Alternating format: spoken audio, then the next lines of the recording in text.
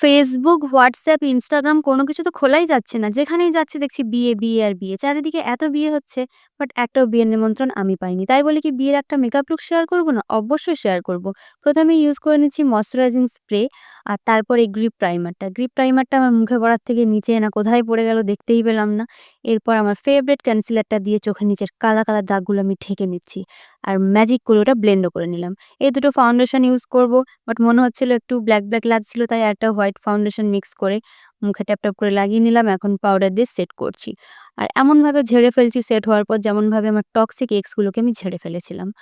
আর এটা আমার বড়লোকস compact powder MAC এর যেটা আমি যেখান থেকে মেকআপ উঠে যায় সুন্দর করে লাগিয়ে নিয়েছি আর ম্যাজিক করে আইব্রো করলাম। বাট আই মেকআপ ম্যাজিক করে করব না। ব্রাউন আর ইয়েলো আই শ্যাডো দিয়ে ক্রিজ লাইনের ওপরে একটু ব্লেন্ড করে নিলাম সুন্দর করে।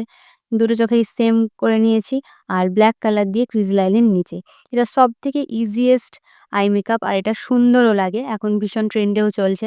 আর লোয়ার ল্যাশ লাইনেও আমি এই সেম ব্রাউন কালারটা দিয়ে হালকা, হালকা এপ্লাই করে নিয়ে ব্লাক কাজল লাগিয়ে নিয়েছি।